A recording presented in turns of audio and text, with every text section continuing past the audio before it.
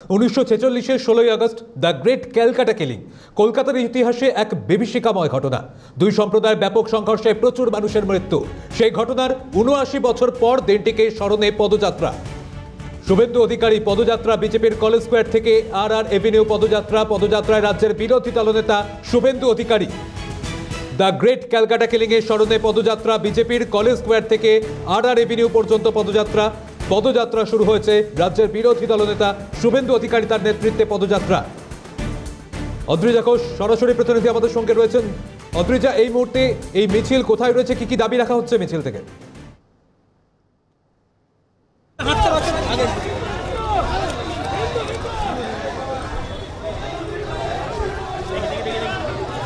দেখো, যে বিষয়টি জানাই যে আমি এই মুহূর্তে রয়েছি একেবারে কলেজ স্কোয়ার থেকে এই যে মিছিল ডোরিনা ক্রসিং এর দিকে যাচ্ছে সেই মিছিলে আমরা রয়েছি এবং দ্য গ্রেট ক্যালকাটা কিলিং এর যে ঘটনা ঘটেছিল 1946 সালে 16 আগস্ট, সেই ঘটনার ৭৯ বছর পূর্ণ হতো এবং এর প্রেক্ষিতে কিন্তু এই যে ঘটনা, সেই ঘটনাকে স্মরণ করেই আজকে একটি পদযাত্রার আয়োজন করা হয়েছে। যে পদযাত্রায় অংশগ্রহণ করেছেন একাধিক বিজেপির নেতা নেত্রীরা এবং শুধু তাই নয়, এই পদযাত্রায় অংশগ্রহণ করেছেন বিরোধী দলনেতা শুভেন্দু অধিকারী এবং তার পাশাপাশি এখানে একাধিক সাধু সন্তরা, তারাও কিন্তু এই মিছিলে অংশগ্রহণ করেছেন। তাদের যে একটাই দাবি, মূলত হিন্দুদেরকে এই যে বীভৎস ঘটনা ঘটেছিল দ্য গ্রেট ক্যালকাটা কিলিং, সেই ঘটনা স্মরণ করিয়ে রীতিমতো হিন্দুদের ঐক্যবদ্ধ হওয়ার কিন্তু বার্তা দেওয়া হচ্ছে। আমার ক্যামেরা পার্সন সায়ন্তন চক্রবর্তীকে বলবো একটু মিছিলটা দেখাতে। তুমি দেখতেই পারছো, পদযাত্রাটা যদি দেখানো যায়, তুমি দেখতেই পারছো একাধিক সাধু সন্তর থেকে শুরু করে মানুষ কিন্তু এসছেন এই মিছিলে অংশগ্রহণ। এই মুহূর্তে অদ্রিজা, কারোর সঙ্গে কি কথা বলা সম্ভব? একটু কথা বলার চেষ্টা করব। কি বার্তা দেব? একই বিষয় কিন্তু আমরা দেখছি, এই যে আমরা দেখছি আজকে এই যে পদযাত্রা আপনারা অংশগ্রহণ করেছেন, মূলত কি বার্তা দিচ্ছে? ওই আছে লোক আছে আমাদের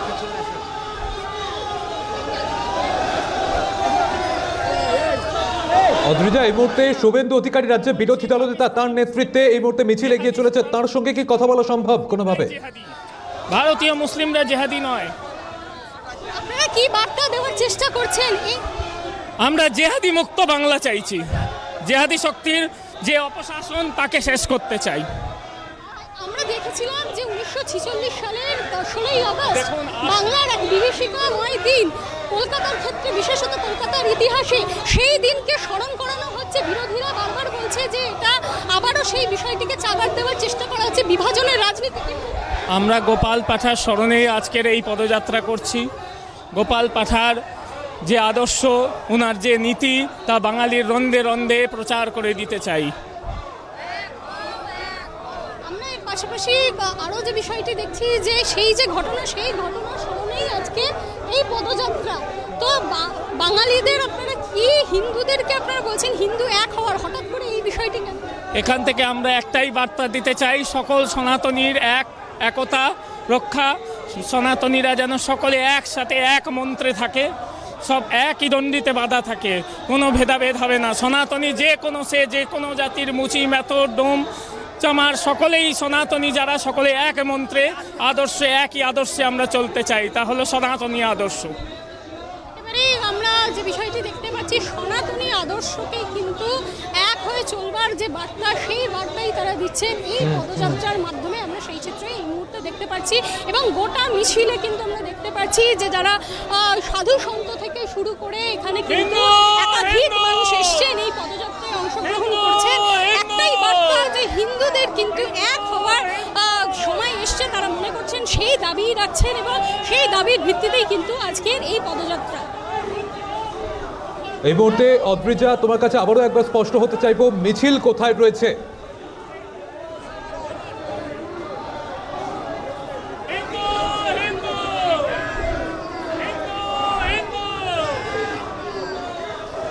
দেখো, এই মুহূর্তে মিছিলটি কলেজ স্কোয়ার থেকে শুরু হয়ে রানী রাসমণি অ্যাভিনিউ ডোরিনা ক্রসিং পর্যন্ত যাবে। এই মুহূর্তে আমরা কলেজ স্কোয়ার থেকে এগিয়ে নির্মলচন্দ্র স্ট্রিটের দিকে এগোচ্ছি এবং ধীরে ধীরে মিছিলটি কিন্তু রানী রাসমণি অ্যাভিনিউয়ের দিকেই যাচ্ছে।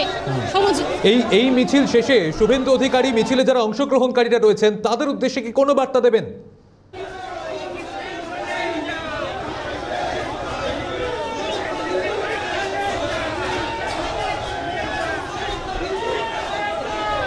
দেখো, আমরা যে মুহূর্তে যোগাযোগ করার চেষ্টা করেছিলাম সেখানে উনি যে বিষয়টি তুলে ধরছেন, মিছিলের শুরুতেই উনি বার্তা দিয়েছিলেন এবং আমাদের ক্যালকাটা নিউজকেও যে বিষয়টি তুলে ধরেছেন যে এই যে পদযাত্রা, এই পদযাত্রার মাধ্যমে কিন্তু সেই যে বিভীষিকাময় ঘটনা ঘটেছিল 1946 সালের 16ই আগস্ট, সেই ঘটনাকে এক প্রকার মানুষকে, বাঙালি যাতে ভুলে না যায়, যাতে স্মরণ করে, সেই বিষয়টি কিন্তু মানুষের মনে জাগ্রত করবার জন্যই কিন্তু আজকে এই মিছিলের আয়োজন করা হয়েছে, এই পদযাত্রার আয়োজন করা হয়েছে। সঙ্গে থাকো অদ্রিজা, যে ছবি আপনারা দেখতে পাচ্ছেন আমাদের প্রতিনিধি অদ্রিজা ঘোষ সরাসরি রয়েছেন এই মিছিল থেকে।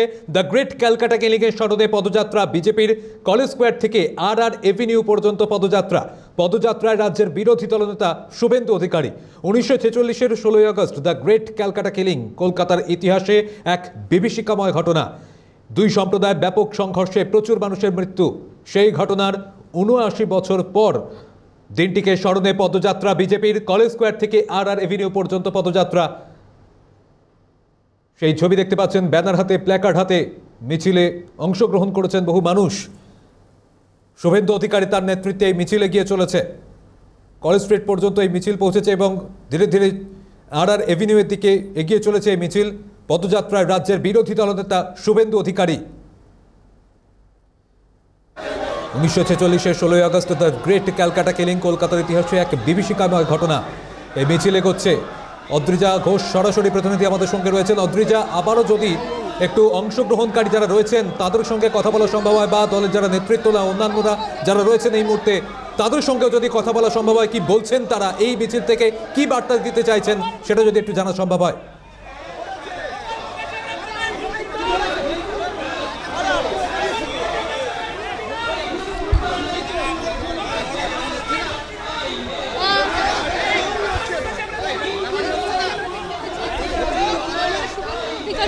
এবং শুধু তাই নয়, তার পাশাপাশি একটু মিছিলটা দেখানোর জন্য আমি বলবো, যেহেতু মিছিলে অংশগ্রহণ করেছেন একাধিক ব্যক্তি থেকে শুরু করে সাধু সন্তরাও, একটু দেখানোর চেষ্টা করব তোমাকে। এখানে একাধিক মানুষ এসছেন, আমরা দেখতেই পাচ্ছি এখানে কিন্তু সাধু সন্তরাও এসছেন, সেই চিত্র আমরা দেখতে পাচ্ছি। একাধিক বিজেপি সমর্থনকারীরাও তারাও এসছেন, একটাই বার্তা দিতে চাইছেন যে হিন্দুদের এক হওয়ার কিন্তু বার্তা দিতে চাইছেন।